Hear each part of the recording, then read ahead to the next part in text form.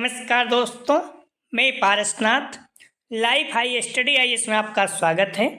आज हम लोग राजा महेंद्र प्रताप सिंह राज्य विश्वविद्यालय अलीगढ़ के बीएड फर्स्ट सेमेस्टर एग्जाम 2023-24 जो 20 जनवरी 2024 से एग्जाम होने जा रहा है, साथ ही आगरा यूनिवर्सिटी का BEd first year re exam और राजा महेंद्र प्रताप सिंह यूनिवर्सिटी का BEd first year first semester re exam होने जा रहा है। उसके लिए पेपर 102 अर्थात समकालीन भारत एवं शिक्षा या कंटेम्परेरी इंडिया एंड एजुकेशन का यूनिट 2 भारतीय शिक्षा एक मानक दृष्टि का प्रैक्टिस सेट 3 हल करेंगे। इसके टॉप 100 अति महत्वपूर्ण प्रश्न हल करेंगे। यहाँ से निश्चित रूप से एग्जाम में प्रश्नों के सेम टू सेम आने की संभावना है, इसलिए आप लोग वीडियो को पूरा देखिएगा। पहले यूनिट वाइज, उसके बाद फुल प्रैक्टिस सेट हल करेंगे। यह पेपर 80 अंक का होगा, 75 प्रश्न दिया रहेगा, 65 प्रश्न हल करना होगा आप लोगों को, अर्थात एक प्रश्न 1.23 अंक का होगा। समय 2 घंटे अर्थात 120 मिनट का होगा। इस पेपर में पास होने के लिए आप लोगों को कम से कम 32 अंक प्राप्त करना होगा, अर्थात 26 प्रश्न सही करना होगा। आप लोग ध्यान दीजिएगा, जो स्टूडेंट आगरा यूनिवर्सिटी का BEd first year re exam BD 102 का देने जा रहे हैं, क्लियर, अर्थात समकालीन भारत एवं शिक्षा, या फिर राजा महेंद्र प्रताप सिंह यूनिवर्सिटी अलीगढ़ का BEd first semester re exam देने जा रहे हैं, उनके लिए भी प्रैक्टिस एक महत्वपूर्ण है। तो दोस्तों प्रश्नों पर आएँ, लेकिन उससे पहले प्लीज़ आप लोग वीडियो को ज़्यादा से ज़्यादा शेयर कीजिए जिससे सभी लोगों को लाभ हो सके। यदि आप लोग चैनल को सब्सक्राइब नहीं किए हैं तो चैनल को सब्सक्राइब कीजिए तथा वीडियो को लाइक और शेयर जरूर कीजिए, इससे मोटिवेशन मिलता है। आइए देखते हैं प्रश्नों को। तो आप लोग ध्यान रखना, पेपर 102 अर्थात समकालीन भारत और शिक्षा कंटेम्परेरी इंडिया एंड एजुकेशन, इसका यूनिट 2 भारतीय शिक्षा एक मानक दृष्टि, इसका पार्ट 1 देखेंगे। इसे भी 2 पार्ट में देखेंगे हम लोग। यदि आप डिस्क्रिप्शन में जाएंगे तो वहाँ देखेंगे लिंक ऑफ प्लेलिस्ट BD 102, इस जगह पर आप क्लिक करते हैं तो आपको सारी वीडियो क्रम से मिल जाएगी, आप वहाँ पर देख सकते हैं। आइए देखते हैं प्रश्नों को। पहला प्रश्न है, तो आप लोग ध्यान रखना, चाहे आप आगरा यूनिवर्सिटी का बीएड फर्स्ट ईयर BD 102 अर्थात समकालीन भारत एवं शिक्षा का री एग्जाम देने जा रहे हैं तब भी आपके लिए महत्वपूर्ण है, या फिर राजा महेंद्र प्रताप सिंह यूनिवर्सिटी का BEd first year first semester का री एग्जाम आप देने जा रहे हैं तब भी आपके लिए महत्वपूर्ण है, क्लियर। तो आप लोग वीडियो को जरूर देखिएगा, लेकिन प्लीज़ वीडियो को शेयर और लाइक जरूर कीजिए, इससे क्या होता है मोटिवेशन मिलता है। यदि आप व्यू आता रहेगा तो आप अपने कॉलेज के ग्रुप दोस्त का जो भी आपके बीएड कर रहे हैं, निवेदन है कि आप वीडियो को जरूर शेयर करें। आइए देखते हैं प्रश्नों को। पहला प्रश्न है, शिक्षा को किस सूची के अंतर्गत रखा गया है? ए संघीय सूची, बी समवर्ती सूची, सी राज्य सूची, डी इनमें से कोई नहीं। शिक्षा को किस सूची के अंतर्गत रखा गया है? सही जवाब हो जाएगा, ध्यान रखना, पहले का बी समवर्ती सूची। तो आप लोग ध्यान रखना, पहले शिक्षा राज्य सूची का था तो बाद में इसे समवर्ती सूची में रखा गया। समवर्ती सूची का मतलब होता है राज्य और केंद्र दोनों इस पर कानून बना सकते हैं, लेकिन अगर टकराता है केंद्र सरकार की ही कानून मान्य होंगे। तो शिक्षा को किस सूची के अंतर्गत रखा गया है? समवर्ती सूची के। अगला प्रश्न है, संवैधानिक मूल्य हैं ए बंधुत्व भाव, बी धर्मनिरपेक्षता, सी स्वतंत्रता, डी उपयुक्त सभी। सही जवाब हो जाएगा डी उपयुक्त सभी। अगला प्रश्न है, निम्नलिखित में से कौन सा मूल्य भारतीय संविधान की उद्देशिका में बाद में जोड़ा गया? ए समानता, बी स्वतंत्रता, सी धर्मनिरपेक्षता, डी बंधुत्व। सही जवाब हो जाएगा सी धर्मनिरपेक्षता। सारे महत्वपूर्ण प्रश्न हैं, आप लोग ध्यान रखना। ज़्यादातर प्रश्न एग्जाम में आए हुए हैं, चाहे वो राजा महेंद्र प्रताप सिंह या आगरा यूनिवर्सिटी या फिर यूपी टेस्ट सीटेट में। तो आप लोग प्रश्न महत्वपूर्ण है, तो निश्चित रूप से आप इन प्रश्नों को बार बार सॉल्व कीजिए और रटिए, याद कीजिए। कहीं भी आप आते जाते नहीं टाइम है तब भी आप ईयरफोन या कैसे भी आप बार बार देखे रहेंगे, क्या होगा एग्जाम के समय आप थोड़ा से ज़्यादा अच्छा रहेगा। अगर आप जुड़े रहेंगे तो निश्चित रूप से आपके 80+ तो बन ही जाएंगे। जो थोड़ा बच्चे मेहनत ज़्यादा करते हैं उन्हें 85+, जो बच्चे ठीक ठाक मेहनत करते हैं 90+ बन जाता है। तो आप लोग जुड़े रहिए, विश्वास करिए, हमेशा प्रैक्टिस सेट जो भी कर रहे हैं हम लोग हल उसे अच्छे से देखते रहे। कोई भी दिक्कत हो तो आप लोग बता सकते हैं कमेंट सेक्शन में। प्रश्न है, भारतीय संविधान के किस अनुच्छेद में शिक्षा के सार्वभौमिकरण का प्रावधान किया गया? ए अनुच्छेद 30, बी अनुच्छेद 25, सी अनुच्छेद 26, डी अनुच्छेद 45। सही जवाब हो जाएगा डी अनुच्छेद 45।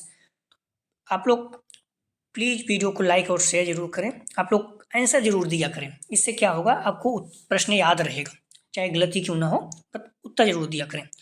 प्रश्न है, भारत सरकार द्वारा योजना आयोग की नियुक्ति कब की गई? नियुक्ति ए 1952, बी 1950, सी 1964, डी इनमें से या फिर कभी नहीं। सही जवाब हो जाएगा 5 कभी।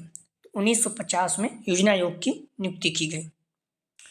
15 मार्च 1950 को भारत में योजना आयोग की स्थापना की गई। योजना आयोग भारत सरकार के संस्थान था जिसने अन्य कार्यों के बीच भारत की पंचवर्षीय योजना बनाई गई है। ठीक है, अभी नीति आयोग आ गया है तो योजना आयोग की जगह पर। अगला प्रश्न है, मैकाले और नीति आयोग की स्थापना कब की गई? इस पॉइंट को भी आप लोग ध्यान रखिएगा। ठीक है, मैकाले का विवरण पत्र आया था तो किस सन में? ए 1820, बी 1832, सी 1834, डी 1835। तो मैकाले का विवरण पत्र आया था, सही जवाब हो जाएगा डी 1835। अगला प्रश्न है, आदर्श समाज की प्रमुख विशेषता है? ए धन, बी स्वास्थ्य, सी साक्षरता, डी अनुशासन। सही जवाब हो जाएगा डी अनुशासन। अगला प्रश्न है, भारतीय समाज को कितने भागों में बांटा गया है? ए 2 भाग, बी 6 भाग, सी 7 भाग, डी 9 भाग। सही जवाब हो जाएगा सी 7 भाग। अगला प्रश्न है, समाज की सबसे छोटी इकाई के रूप में कौन सी इकाई मानी जाती है? ए राज्य, बी परिवार, सी व्यक्ति, डी संस्था। सही जवाब हो जाएगा बी परिवार। तो समाज की सबसे छोटी इकाई परिवार को माना जाता है, ध्यान रखना। क्योंकि आपको व्यक्ति मिल जाएगा लेकिन परिवार सही है, क्योंकि बी का जो है व्यक्ति क्या है, इकाई नहीं है। ठीक है, समाज की सबसे छोटी इकाई के रूप में कौन सी इकाई मानी जाती है? तो परिवार। अगला प्रश्न है, कौन से संवैधानिक मूल्य शिक्षा के उद्देश्यों को निर्धारित करते हैं? ए धर्मनिरपेक्षता, बी न्याय, सी समानता, डी उपयुक्त सभी। सही जवाब हो जाएगा डी उपयुक्त सभी। अगला प्रश्न है, भारतीय संविधान के किस भाग में नीति निर्देशक सिद्धांतों का वर्णन किया गया है? तो नीति निर्देशक डीपीएसपी का वर्णन किस भाग में किया गया है? तो भाग 2, भाग 4, भाग 3, भाग 5। तो महत्वपूर्ण है, आप लोग ध्यान रखना। सही जवाब हो जाएगा बी भाग 4 में। भाग 4 में क्या है? डीपीएसपी है। भाग 3 में मूल अधिकार है। ठीक है, तो सारी चीजों को आप लोग ध्यान रखना। अगला प्रश्न है, शिक्षा का अधिकार अधिनियम किस आयु के बच्चों का मौलिक अधिकार है? ध्यान रखना, किस आयु के बच्चों का मौलिक अधिकार है? ए 5 से 16 वर्ष, बी 6 से 14, बी सी 6 से 15, डी 6 से 12। ध्यान रखना, शिक्षा का अधिकार अधिनियम किस आयु वर्ग के बच्चों का मौलिक अधिकार पूछ रहा है। ठीक है, डीपीएसपी में भी दिया गया अनुच्छेद 45 में, और मूल अधिकार फंडामेंटल राइट में किसमें है? 21A में। तो आप लोग ध्यान रखना, इसमें पूछा है मूल अधिकार है। सही जवाब हो जाएगा बी 6 से 14 वर्ष के बच्चों के लिए। ठीक है, तो 6 से 14 वर्ष के बच्चों के लिए सही जवाब हो जाएगा बी। अगला प्रश्न है, निःशुल्क एवं अनिवार्य शिक्षा का अधिकार भारतीय संविधान में सम्मिलित किया गया। ए अनुच्छेद 15, बी अनुच्छेद 26, सी अनुच्छेद 21A, डी अनुच्छेद 45। निःशुल्क एवं अनिवार्य शिक्षा का अधिकार भारतीय संविधान में सम्मिलित किया गया। सही जवाब हो जाएगा सी अनुच्छेद 21A। ठीक है, इसमें कितना है? 6 से 14 वर्ष के लिए, और इसमें कितना है? प्राथमिक है, तो 0 से 6 वर्ष के लिए। ठीक है, दोनों कंफ्यूज मत होना। भारतीय संविधान के अनुच्छेद 21A में निःशुल्क एवं अनिवार्य शिक्षा को मौलिक अधिकार के रूप में सम्मिलित किया गया। ठीक है, इस पॉइंट को ध्यान रखना। इस अनुच्छेद के अनुसार 6 से 14 वर्ष के आयु समूह के सभी बच्चों को निःशुल्क एवं अनिवार्य शिक्षा का अधिकार है।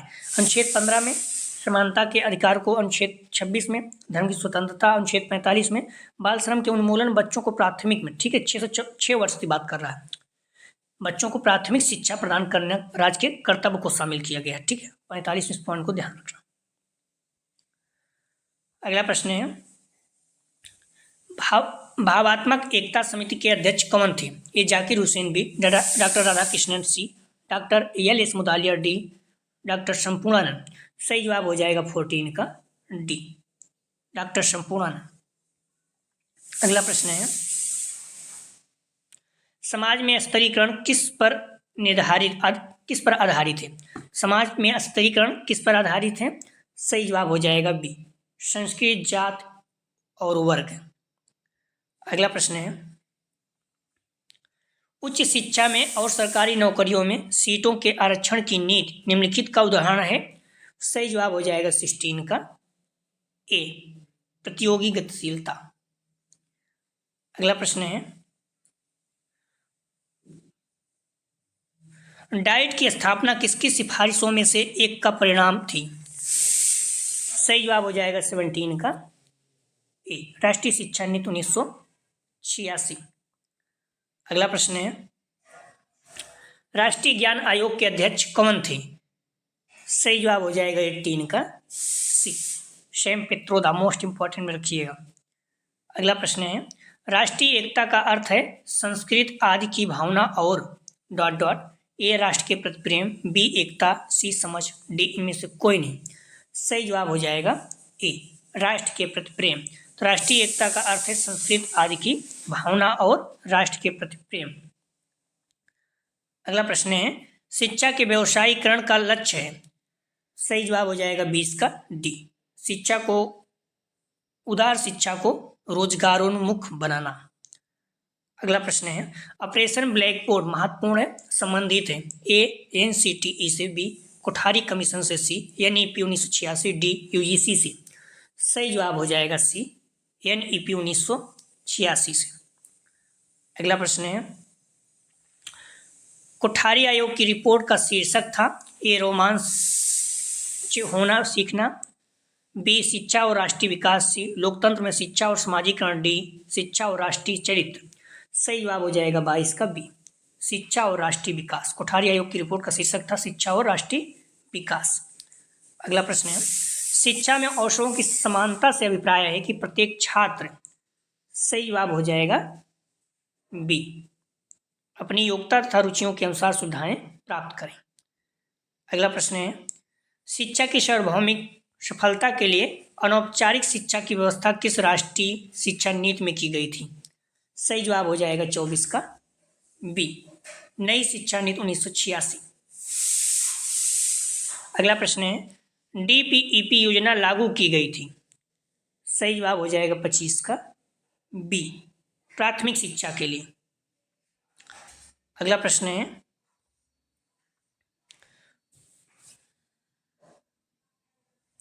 लोकतांत्रिक भारत में शिक्षा का महत्वपूर्ण कार्य है? ये नेतृत्व के गुणों का विकास करना, भी नैतिक और चरित्रवान नागरिकों का निर्माण करना, सी राष्ट्रीय एकता का संरक्षण करना, डी उपयुक्त सभी। सही जवाब हो जाएगा डी उपयुक्त सभी।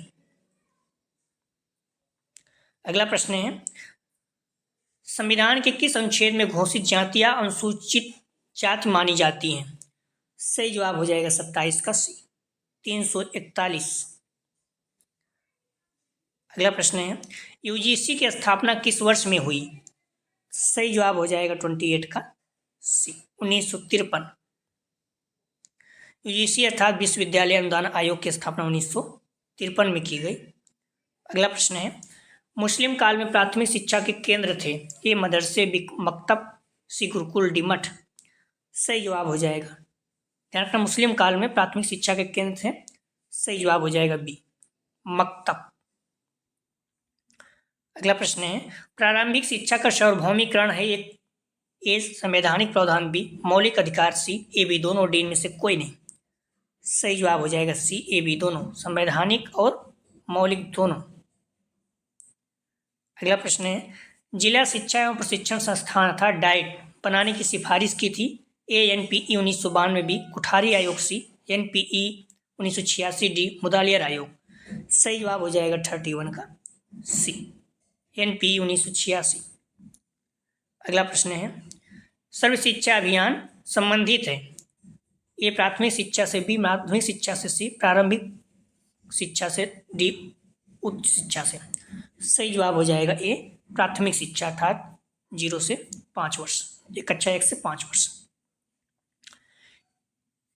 इसका उद्देश्य 6 से 14 वर्ष के आयु वर्ग के सभी बच्चों को प्राथमिक शिक्षा प्रदान करना, सर्व शिक्षा अभियान का। ठीक है, सर्व शिक्षा अभियान 2001 में शुरू किया था, 1-2 में। तो इस पॉइंट को ध्यान रखना, महत्वपूर्ण पूछा जाता है।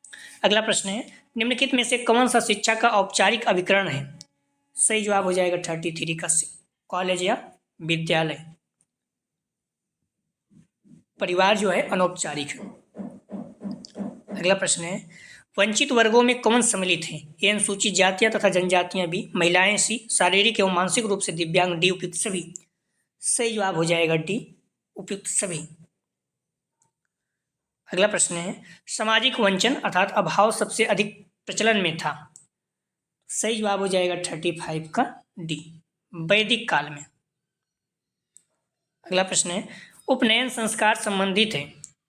सही जवाब हो जाएगा 36 का ए वैदिक काल में महत्वपूर्ण है। वैदिक कालीन शिक्षा का प्रमुख संस्कार उपनयन था। अगला प्रश्न है वैदिक काल में शिक्षा का मुख्य केंद्र कौन सा था? सही जवाब हो जाएगा 37 का ए तक्षशिला। तक्षशिला संसार का प्रथम विश्वविद्यालय था, इस पॉइंट को ध्यान रखिएगा। वैदिक कालीन शिक्षा की मुख्य भाषा कौन सी थी?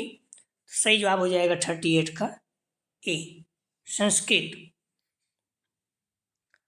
अगला प्रश्न है बौद्ध कालीन शिक्षा के केंद्र थे। सही जवाब हो जाएगा 39 का डी मठ। बौद्ध शिक्षा बौद्ध संघ या बौद्ध मठ शंखाराम और बौद्ध विहार में प्रदान की गई थी, इस पॉइंट को ध्यान रखिएगा। अगला प्रश्न है हिंदू धर्म में पुरुषार्थ हैं। सही जवाब हो जाएगा 40 का बी 4।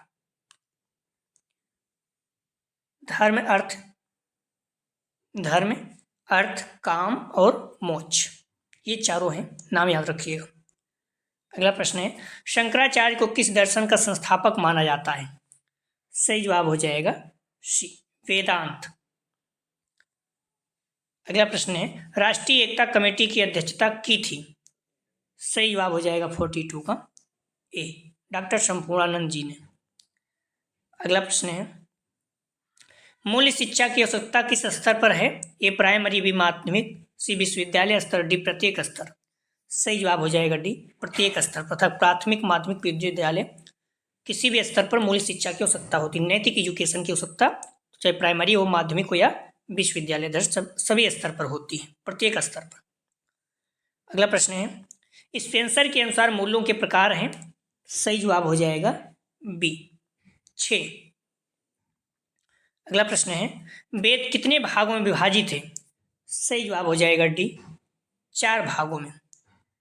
अगला प्रश्न है बौद्ध साहित्य संरक्षित है। सही जवाब हो जाएगा 46 का बी त्रिपिटक में, महत्वपूर्ण ध्यान रखना आप लोग। अगला प्रश्न है बौद्ध काल में बौद्ध शिक्षा का माध्यम कौन सी भाषा थी? ए पाली, बी संस्कृत, बी प्राकृत, सी संस्कृत, डी अपभ्रंश।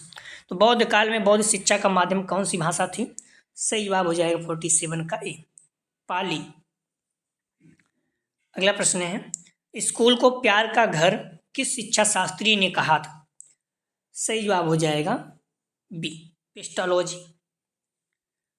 अगला प्रश्न है खुली आलमारी पद्धति की व्यवस्था का विचार किस आयोग के द्वारा दिया गया?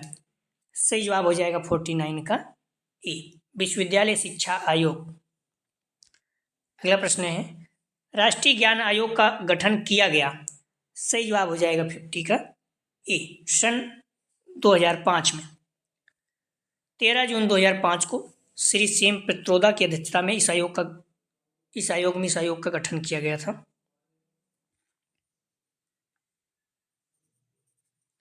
अगला प्रश्न है सार्वभौमिकरण शब्द का प्रयोग सर्वप्रथम कहाँ किया गया? सही जवाब हो जाएगा 51 का सी इंग्लैंड में सार्वभौमिकरण।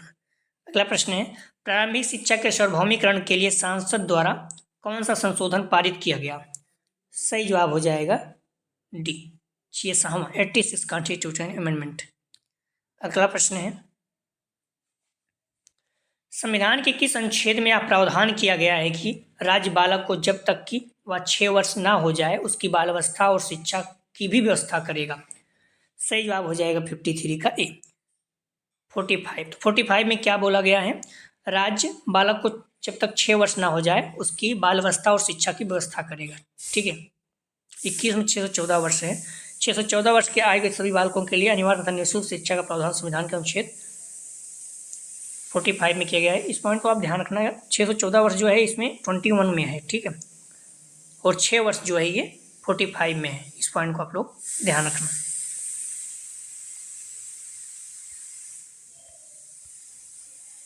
अगला प्रश्न है निम्नलिखित में से कौन शिक्षा के सार्वभौमिकरण का उद्देश्य नहीं है? ए बालक का नैतिक तथा चरित्रिक विकास करना, बी बालक का सांस्कृतिक विकास करना, सी बालक का व्यवसायिक विकास करना, डी बालक का सार्वभौमिकरण करना विकास करना। सही जवाब हो जाएगा सी बालक का व्यवसायिक विकास करना। अगला प्रश्न है शिक्षा के सार्वजनिकरण की संकल्पना में शिक्षा को राष्ट्रीय विकास से संबद्ध करने का विचार किसका था? सही जवाब हो जाएगा 55 का सी जेपी नायक। अगला प्रश्न है शिक्षा के सार्वजनिकरण में कौन सी बाधा है? ए रटने पर बल, बी सैद्धांतिक पाठ्यक्रम, सी व्यवसाय शून्य शिक्षा, डी उपयुक्त सभी। सही जवाब हो जाएगा डी उपयुक्त सभी।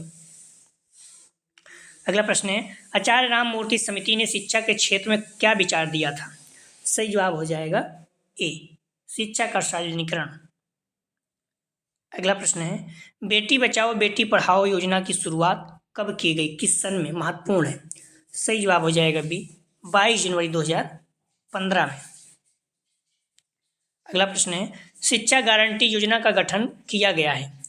ए विद्यालय न जाने वाले बच्चों को बुनियादी शिक्षा देने के लिए, बी और शिक्षा के लिए, सी तकनीकी शिक्षा के लिए, डी उपयुक्त सभी के लिए।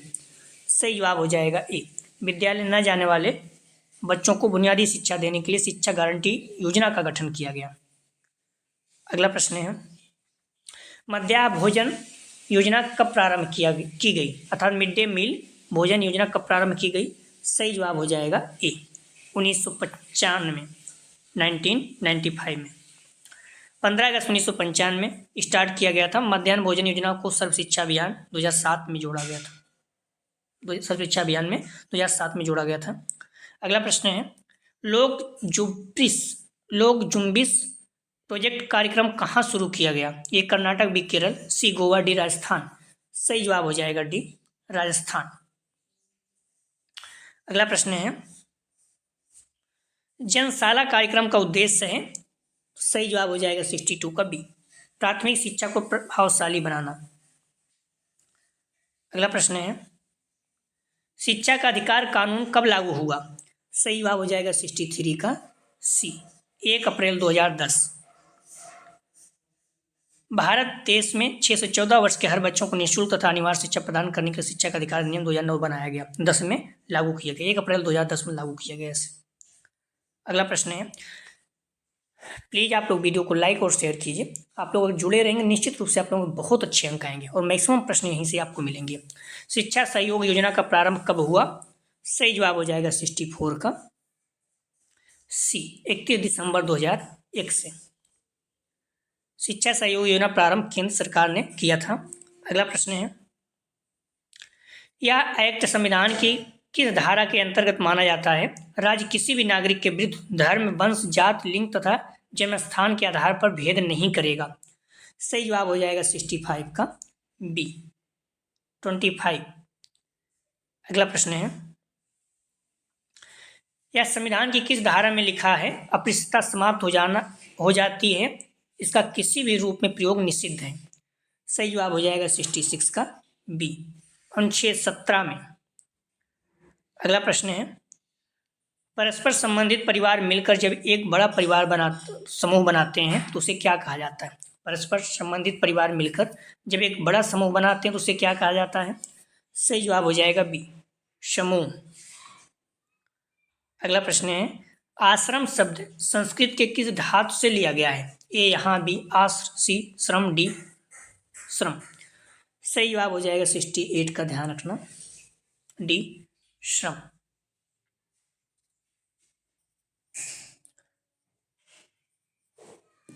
अगला प्रश्न है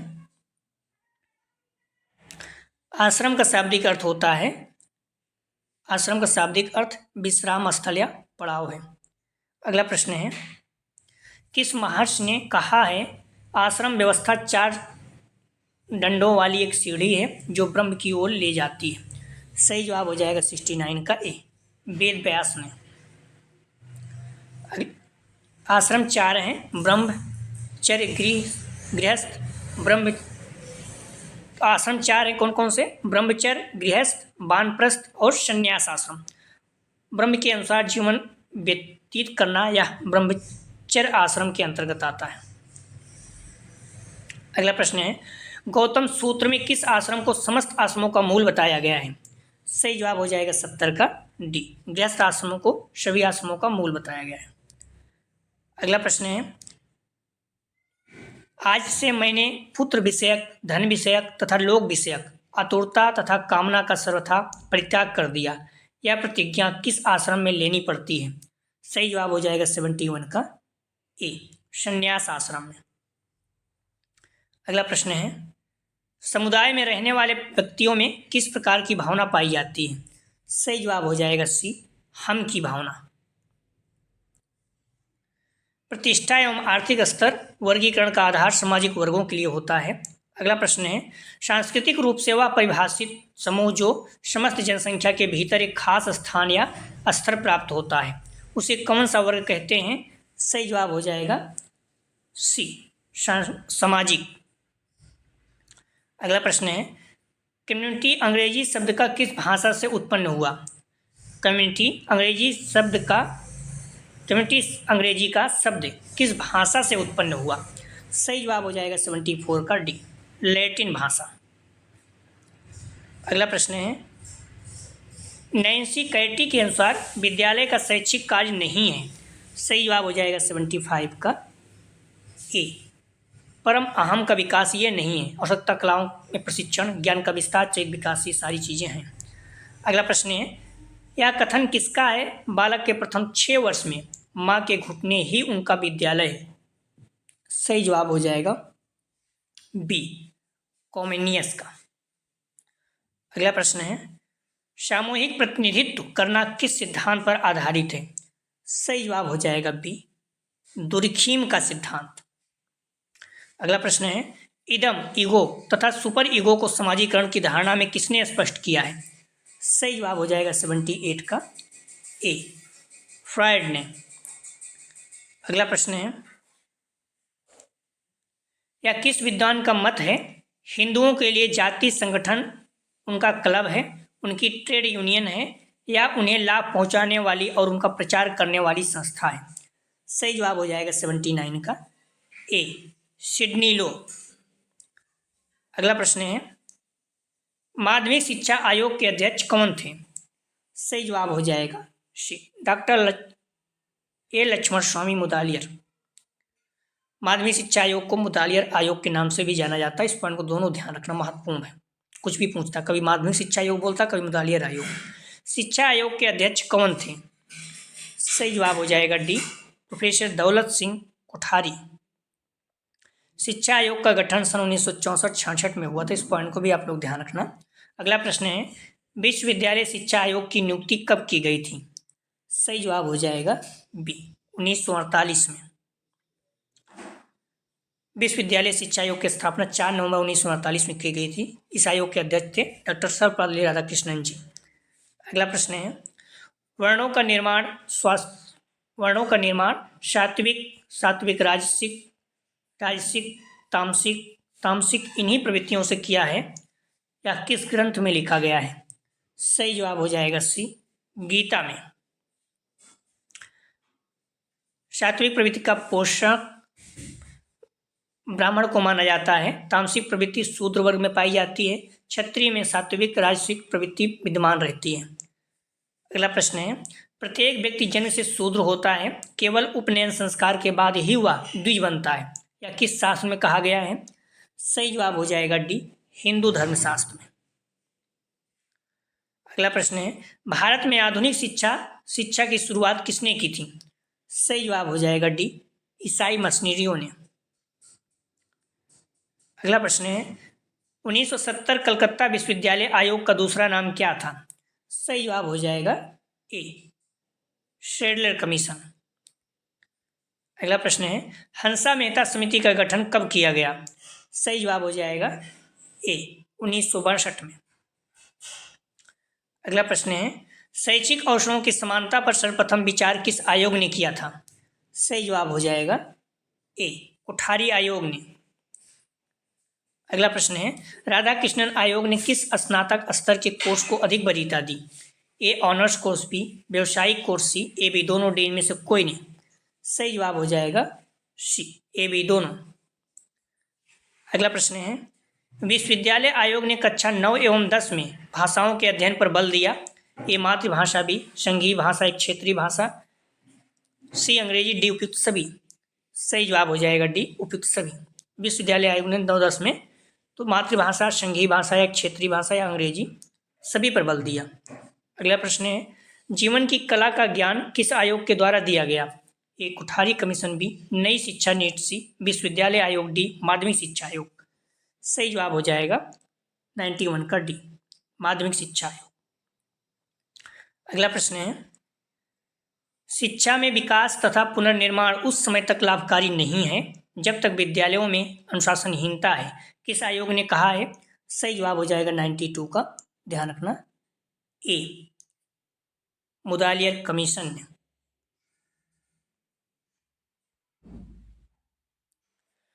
नाइन्टी वन का जवाब क्या था, सी विश्वविद्यालय आयोग था। जीवन की कला का ज्ञान किस आयोग द्वारा दिया गया था, तो विश्वविद्यालय आयोग द्वारा। अगला प्रश्न है, ध्यान रखना, आचार्य नरेंद्र देव समिति के सचिव श्री भागवत शरण सिंह थे। आचार्य नरेंद्र देव समिति द्वितीय की नियुक्ति 1952 में हुई थी। इस पॉइंट को भी आप लोग ध्यान रखना।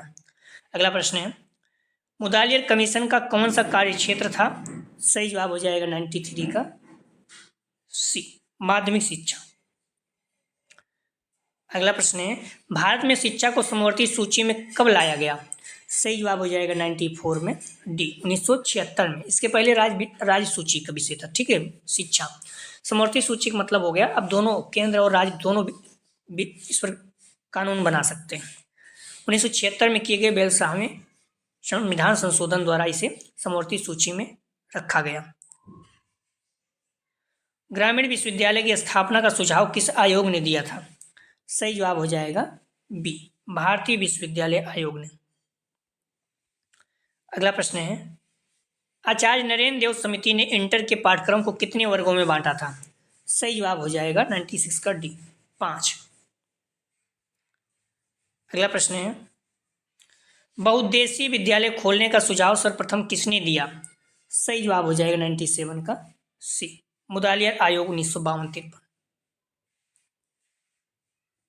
अगला प्रश्न है, राष्ट्रीय शिक्षा नीति 1968 में अनिवार्य तथा निःशुल्क प्राथमिक शिक्षा के लक्ष्य को कब तक प्राप्त करने की घोषणा की गई। सही जवाब हो जाएगा 98 का ए 1978 में। राष्ट्रीय शिक्षा आयोग का कार्यक्षेत्र प्राथमिक शिक्षा, माध्यमिक शिक्षा, उच्च शिक्षा था। अगला प्रश्न है, 10+2+3 शिक्षा संरचना सर्वप्रथम किस राष्ट्रीय शिक्षा नीति में घोषित की गई।